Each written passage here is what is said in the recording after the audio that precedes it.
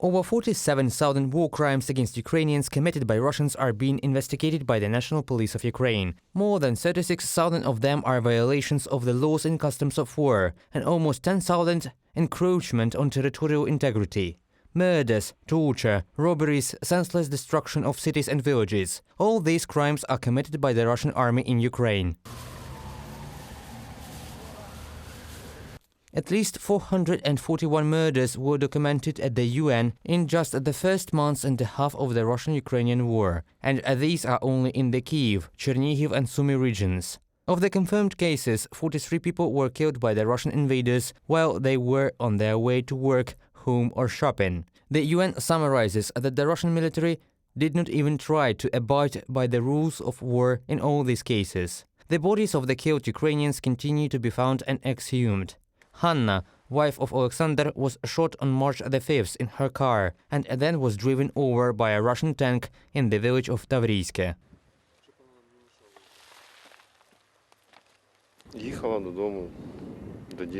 She was on her way home to our children. Our children were here at that moment, and they, Hanna and her uncle, were executed. The Russian occupiers drove over them with a tank, and they did not even let us collect the corpses. We managed to collect the corpses on March the 5th, and we immediately buried them during the Russian shelling. I want an investigation to be held, so justice would be brought in accordance with the law. The children have lost their mother.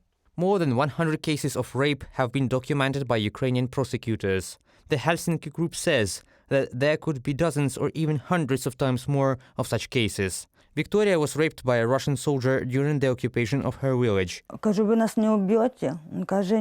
I said, "Won't you kill us?" He answered, "No. But you understand that our guys drank and now want to have fun." Then I realized what would happen. When he was walking us, I asked how old he was, and he said 19. I added, "My son is of the same age as you are."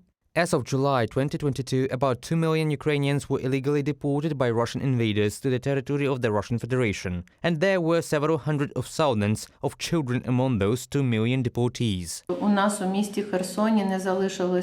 We have no children remained in any orphanages in Kherson. All of them were taken by the Russian occupiers. We do not know about the fate either of these children or about the fate of the children taken from the educational institutions of our city to the left bank of the Dnipro, supposedly for rehabilitation during the autumn holidays. But the parents had to give their children the original birth certificates. So in fact, it was the deportation of our children, and it was the destruction of our Ukrainian nation.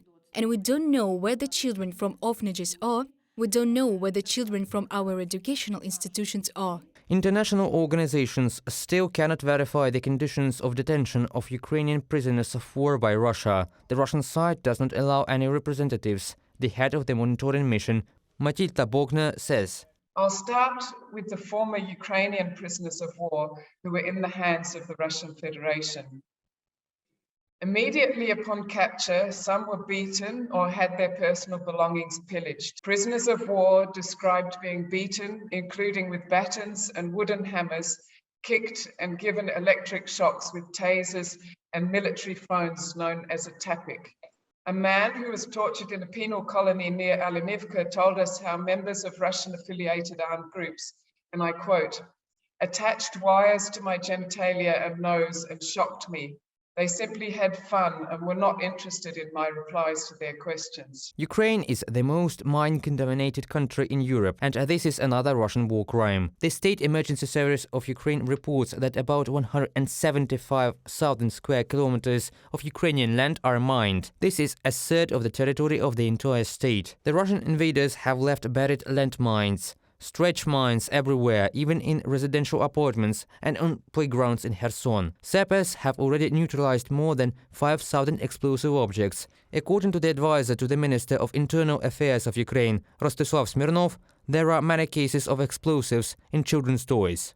I am sure that this will be among the charges against Russia for aggression. Mine terror is even more cruel and vile than missile terror, because there is no anti-mine system that could destroy at least part of them. More than 60% of all missiles used by Russia to attack Ukraine were directed against civilian objects. The president, Volodymyr Zelensky, says Ukraine demands that a special tribunal against the military political leadership of Russia start no later than September 2023, because Kyiv will have already investigated more than 26,000 cases of war crimes by that time that resulted in the deaths of almost 8,000 Ukrainian civilians, including half a thousand children. Reported by Pavel Stelmach, Yulia Bezborodko, UATV News.